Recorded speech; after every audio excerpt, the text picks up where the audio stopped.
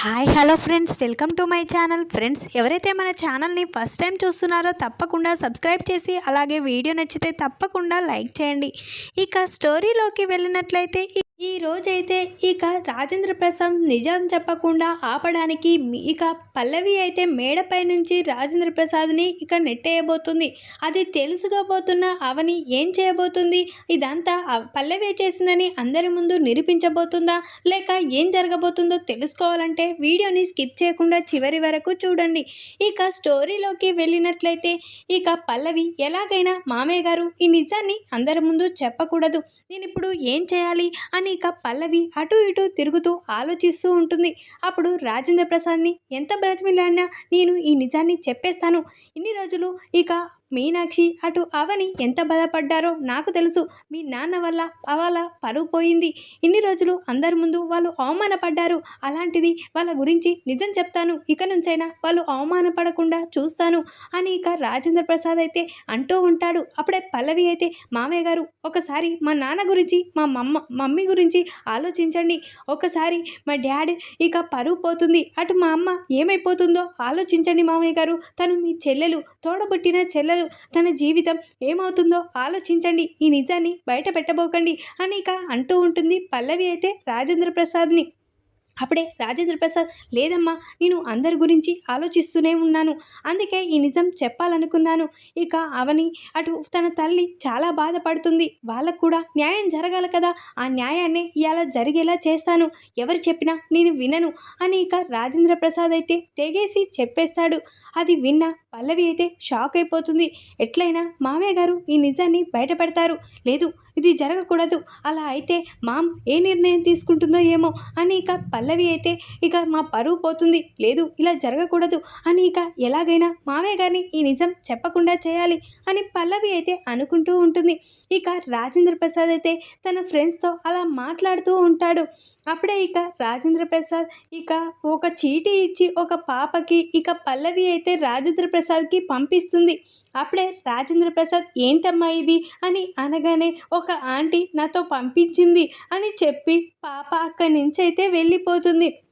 అప్పుడే రాజేంద్ర ప్రసాద్ ఆ చీటీ ఓపెన్ చేసి చూస్తాడు. అందులో ఇక నేను చచ్చిపోతాను మామయ్య, నేను మేడపైకి ఉంటాను, అప్పుడు మీరు రండి మామయ్య, మీతో ఒక విషయం మాట్లాడాలి అని ఇక అంటూ ఉంటుంది పల్లవి అయితే.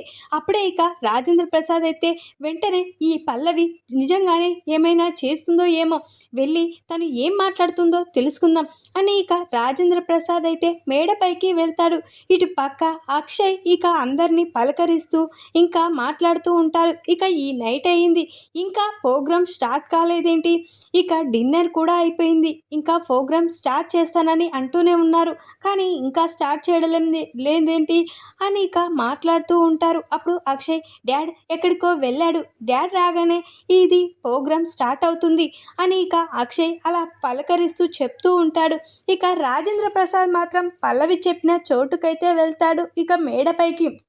అప్పుడే పల్లవి, ఏంటి పల్లవి, ఎందుకు నన్ను పదే పదే విసిగిస్తున్నావు, ఎందుకు ఈ మేడపైకి రమ్మని చెప్పావు అని ఇక అంటూ ఉంటాడు. మామయ్య గారు ప్లీజ్ నేను చెప్పినట్లు వినండి, ఇక మా అమ్మ గురించి మా నాన్న గురించి ఆలోచించండి, మా అమ్మ బాధపడుతుంది, ఈ నిజాన్ని చెప్పకండి మామయ్య గారు, ప్లీజ్ మామయ్య గారు. ఇక అవని, మీనాక్షి మా నాన్నకు కావలసిన వాళ్ళని చెప్పొద్దు ప్లీజ్ మామయ్య గారు అని ఇక పల్లవి అయితే ఇక రాజేంద్ర ప్రసాద్ని బ్రతిమిలాడుతూ ఉంటుంది. అప్పుడే రాజేంద్ర ప్రసాద్, నీకు ఎన్నిసార్లు చెప్పాలమ్మా, నీకు ఎన్నిసార్లు చెప్పినా నువ్వు మారవా, నేను ఈరోజు చెప్పే తీరుతానని చెప్పాను, నేను ఎవరి మాట వినను, ఇక అవనికి మీనాక్షికి న్యాయం జరపాలనుకున్నాను, జరిపిస్తున్నాను, ఇక నేను అందరికీ చెప్పేస్తాను, నా నిర్ణయం నేను మార్చుకోను అని రాజేంద్ర ప్రసాద్ అంటూ ఉంటాడు. ఇప్పుడు నువ్వు ఈ నిజాన్ని చెప్పనివ్వవా, ఇప్పుడే కమల్కి చెప్పేస్తాను, అరే కమల్ కమల్ అని గట్టిగా అరుస్తూ ఉంటాడు మేడపై నుంచి. అప్పుడే ఇక పల్లవి కమల్కి ఎక్కడ నిజం చెప్పేస్తాడేమో అని ఇక పల్లవి అయితే మేడపై నుంచి రాజేంద్ర ప్రసాద్ని వెనుక నుంచి నెట్టేస్తుంది. అప్పుడే ఇక రాజేంద్ర ప్రసాద్ అయితే అమ్మ అని అక్కడి నుంచి కింద పడతాడు.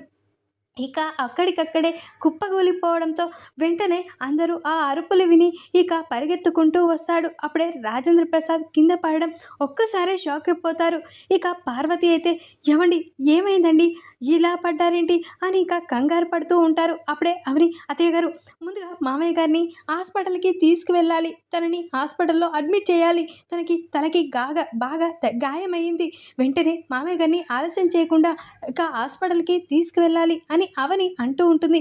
వెంటనే ఇక అక్షయ్, శ్రీకర్, కమల్, పార్వతి, భానుమతి, ఇక అవని, శ్రేయ ఇక అందరూ అక్కడికైతే హాస్పిటల్కి అయితే వెళ్తారు. వెంటనే ఇక రాజేంద్ర ప్రసాద్ని అడ్మిట్ చేయగానే ఏంటమ్మా అసలు ఆయనకి ఏం జరిగింది, ఎందుకు తల గాయమైంది అని అనగానే మామయ్య గారు ఉన్నట్లుండి మేడపై నుంచి పడ్డారు అని అవని అనగానే అయినా తనకి బీపీ షుగర్ అన్నీ ఉన్నాయి, కళ్ళు తిరుగుతాయని తెలుసు కదా, ఎందుకమ్మా ఒంటరిగా మేడపైకి పంపించారు అని ఇక డాక్టర్ అనగానే మా నాన్నకి ఏ ప్రాబ్లం లేదు, తనకి హార్ట్ అటాక్ తప్ప అనేక అంటూ ఉంటారు. ఇక అక్షయ్, శ్రీకర్, కమల్ అయితే అప్పుడే ఇక తనకి తలకి బాగా గాయమైంది, వెంటనే ట్రీట్మెంట్ జరిపించాలి అని ఇక డాక్టర్లు అయితే హడావిడిగా రాజేంద్ర ప్రసాద్కి ట్రీట్మెంట్ జరిపిస్తూ ఉంటారు. ఇక తను కోలుకోకపోవడంతో వెంటనే ఇక తనని బయటికి వచ్చి ఇక తన గురించి అమ్మ మీ అందరికీ చెప్తున్నాను, తనకి క్రిటికల్ ప్రాబ్లం ఉంది, ఇప్పుడు తలకి బాగా గాయమైంది, తను కోమాలోకే వెళ్ళిపోయాడు, తను ఇక మన లోకానికి రావడానికి ఇక ఎన్ని సంవత్సరాలు పడుతుందో ఎన్ని రోజులు పడుతుందో తెలీదు, తను ఇక బ్రతుకుతాడో కూడా నేను చెప్పలేము అని డాక్టర్లు చెప్పగానే అవని ఒక్కసారి షాక్ అయిపోతుంది. డాక్టర్ గారు తనకి ఎన్ని డబ్బులు ఖర్చులైనా పర్వాలేదు కానీ మా మామయ్య గారిని బతికించండి ప్లీజ్ అని ఇక బ్రతిమలాడుతూ ఉంటుంది. తన ప్రాణాలైతే మేము ఇవ్వగలుగుతామేమో కానీ తను కోమాలోకి వెళ్ళిపోతాడేమో అని మేమైతే ఇక నిజాన్ని అయితే చెప్పలేము, ఎందుకంటే తన పరిస్థితి అంత క్రిటికల్గా ఉంది, తను పైన నుండి పడిపోయాడు కాబట్టి ఖచ్చితంగా తనకు బ్రెయిన్ ప్రాబ్లం అయిపోయింది, ఇక తను కోమాలోనే ఉంటాడు అని ఇక డాక్టర్ చెప్పగానే అప్పుడే అవని ఇక అక్షయ్, శ్రీకర్, కమల్, పార్వతి ఇక ఒక్కసారి షాక్ అయిపోతారు. వెంటనే పార్వతి అయితే చాలా ఏడుస్తూ ఉంటుంది. ఇక అవని మాత్రం అయినా మామయ్య గారికి ఈ ప్రాబ్లం రావడానికి కారణం ఎవరు, అయినా మామయ్య గారు మేడపై నుంచి ఎలా పడ్డారు, ఇక అయినా మామయ్య గారికి కళ్ళు తిరగలేవు, మేడపై నుంచి అసలు ఏమైంది తెలుసుకోవాలి, ఆ ఫామ్ హౌస్లో ఏం జరిగిందో తెలుసుకోవాలి అని ఇక అవని అయితే అనుకుంటూ ఉంటుంది. వెంటనే ఇక అవని ఇక అక్షయ్ నీతో మాట్లాడాలి అని అనగానే ఏంటవని అని అనగానే ఇక పక్కకు వెళ్ళి ఇక అక్షయ్ని పక్కకు వెళ్ళి అవని అయితే అక్షయ్ గారు నేను చెప్పేది వినండి, అయినా మామయ్య గారు మేడపై నుంచి పడడానికి కారణం ఏంటి మనకు తెలియడం లేదు, అసలు మామయ్య గారు మేడపైకి ఎందుకు వెళ్ళారు, అసలు మామయ్య గారు మేడపై నుంచి ఎలా పడ్డారు తెలుసుకోవాలి, అసలు దీని వెనకాల ఎవరున్నారు, ఖచ్చితంగా మామయ్య గారిని ఎవరో చంపాలనే చూశారు, ఖచ్చితంగా ఇది మామయ్య గారిని కావాలనే చేశారు, నాకైతే అదే అనిపిస్తుంది అని ఇక అంటూ ఉంటుంది అవని అయితే. అప్పుడే ఇక కమల్, శ్రీకర్ ఇక ఇద్దరు కూడా వస్తారు. అదే ఇక విన్న అవునదినా నాకు కూడా అలానే అనిపిస్తుంది, నాన్నని కావాలని ఎవరో ప్లాన్ ప్రకారం ఇక మేడపై నుంచి నెట్టారని అనిపిస్తుంది, అది మనం తెలుసుకోవాలి, మనం ఏం చేయాలి అని ఇక అంటూ ఉంటారు. కమల్ వాళ్ళని వదిలిపెట్టేది లేదు, నాన్నని ఈ పరిస్థితికి తీసుకొచ్చిన వాళ్ళని వదిలిపెట్టే ప్రసక్తే లేదు అని ఇక అంటూ ఉంటారు శ్రీకర్, కమల్, అక్షయ్ అయితే. అప్పుడే అవని వెంటనే మనం ఇక ఈ నిజాన్ని తెలుసుకోవచ్చు అని అనగానే అందరూ షాక్ అయిపోతారు. ఎలా వదినా అని ఇక కమల్, శ్రీకర్ అంటూ ఉంటారు.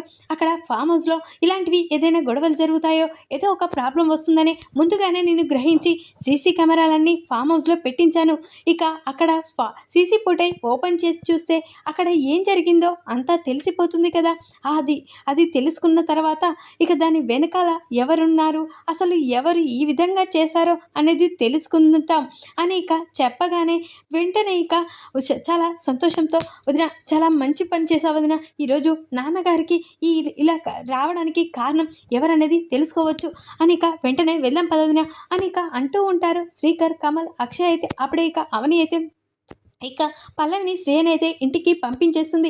ఇక్కడున్న పార్వతి, భానుమతిని ఇక్కడే కూర్చోండి అత్తయ్య, నేను వెంటనే వెళ్ళొస్తాము అని ఇక శ్రీకర్, కమల్, అక్షయ్ ఇక అవని అయితే ఫామ్ హౌస్కి తిరిగి వస్తారు.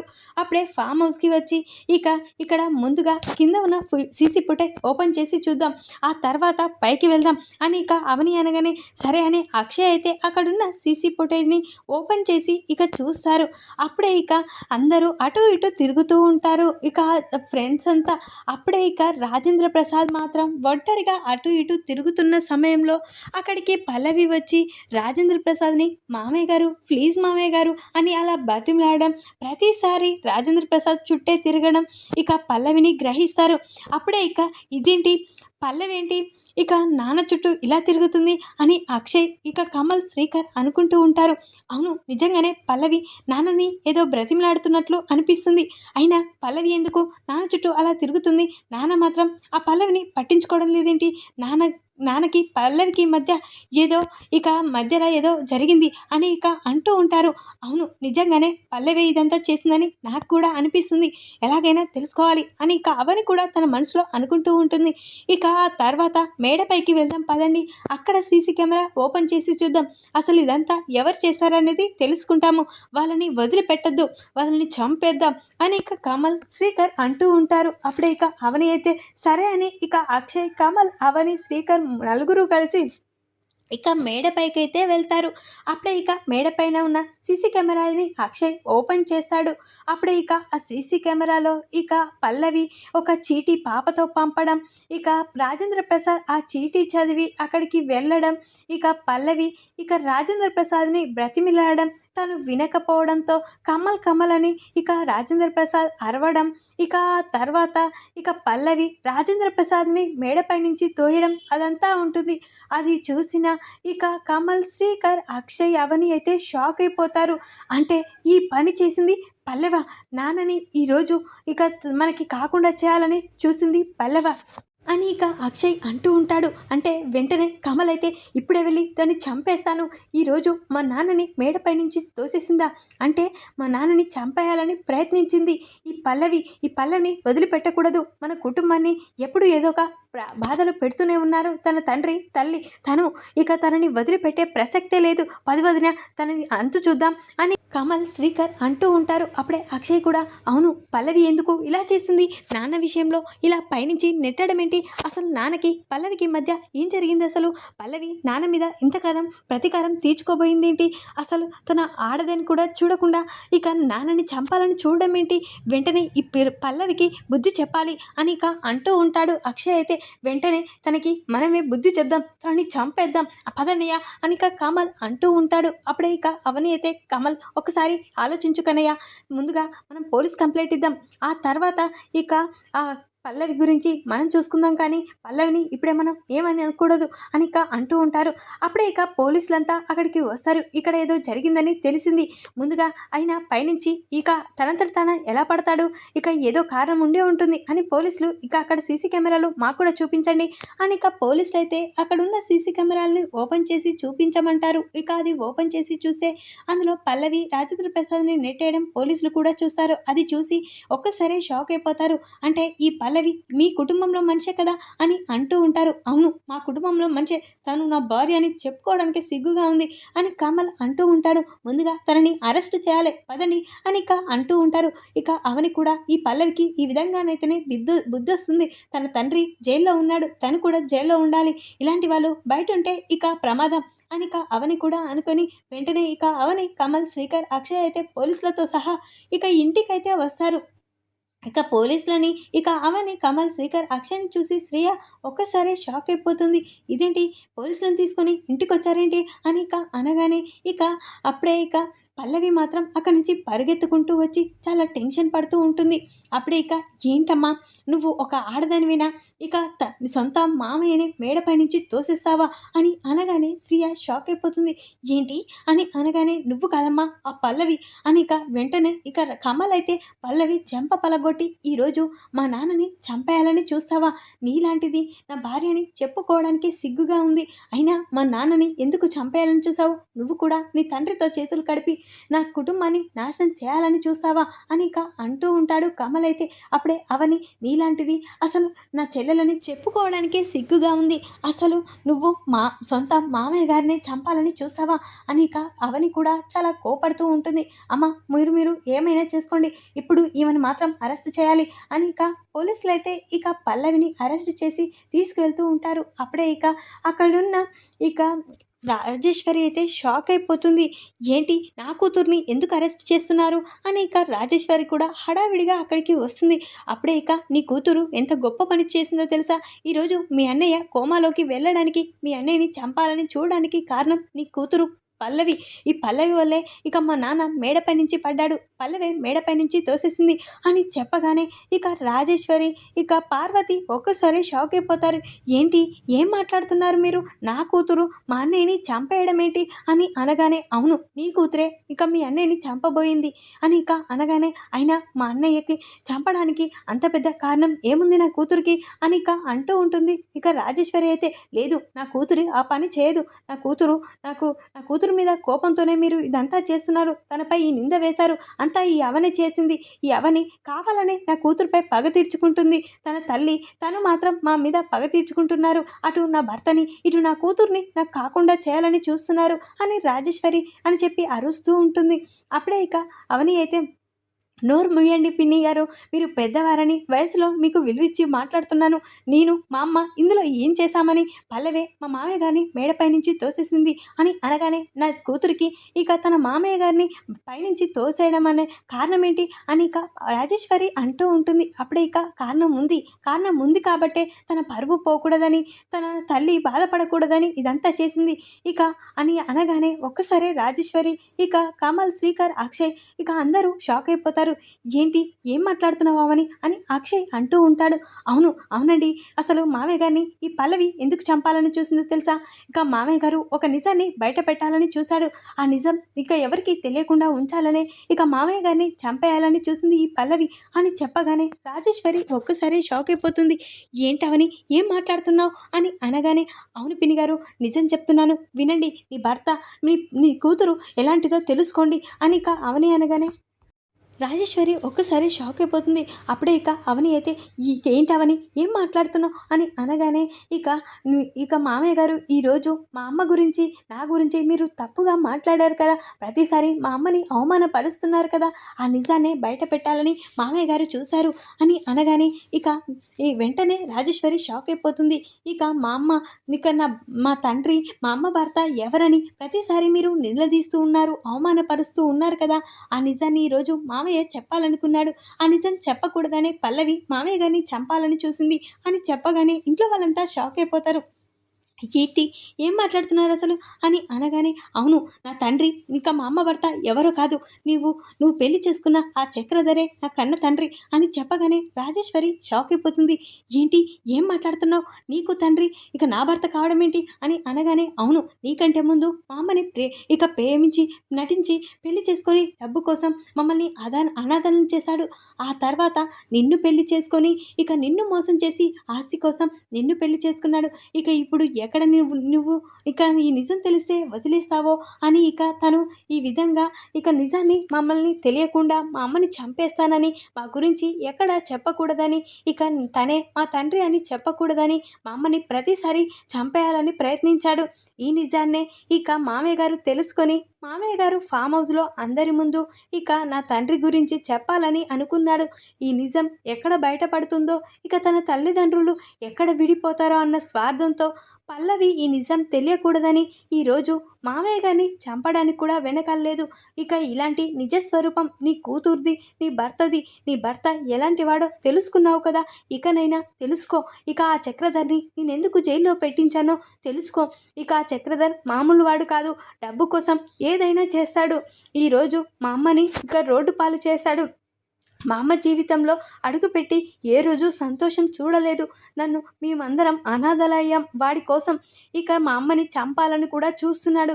అలాంటి మూర్ఖుడు బయట ఉండడం ఎలా? అందుకనే వాడిని జైల్లో పెట్టించాను పిన్ని.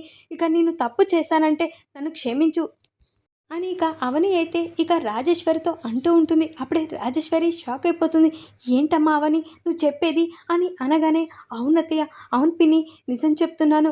ఇక ఇదంతా ఆ చక్రధర్ చేశాడు. చక్రధర్తో చేతులు కలిపి ఈ పల్లవి కూడా అలానే మారింది ఇక అని అనగానే అప్పుడే ఇక రాజేశ్వరి షాక్ అయిపోతుంది. అమ్మ అవని, ఇక మీనాక్షి అక్క, నన్ను క్షమించక, నేను తప్పు చేశాను, నిజాలు తెలుసుకోలేను, ఆ మూర్ఖుని నిజంగానే నమ్మాను, నేను తప్పు చేశాను చేశాను అవని, ఇక మిమ్మల్ని తప్పు పట్టాను, నన్ను క్షమించండి అని ఇక రాజేశ్వరి అయితే క్షమాపణ కొడుతుంది. ఇలాంటి వాళ్ళు జైల్లోనే ఉండాలి, ఇక తండ్రి కూతుర్లు ఎప్పటికీ జైల్లోనే ఉండాలి, నాకు నీలాంటి కూతురు ఒక్కతున్నా చాలు అని ఇక రాజేశ్వరి అయితే ఇక వాళ్ళ నిజస్వరూపం అయితే తెలుసుకుంటుంది. ఇక ఈ విధంగానైతే రాజేశ్వరికి నిజం తెలిసేలా చేస్తుంది. ఇక పల్లవినైతే జైలుకు పంపించేస్తుంది. ఇక అవని అయితే ఈ విధంగా ఇక పల్లవి ఇక రాజేంద్ర ప్రసాద్ని ఇక మేడపై నుంచి నెట్టేసిందని నిజస్వరూపాన్ని బయటపెట్టి ఇక జైలు పాలైతే చేస్తుంది. ఈ వీడియో కనుక మీకు నచ్చినట్లయితే లైక్ చేయండి. మరిన్ని వీడియోల కోసం ఛానల్ని సబ్స్క్రైబ్ చేసుకోండి ఫ్రెండ్స్. Thanks for watching.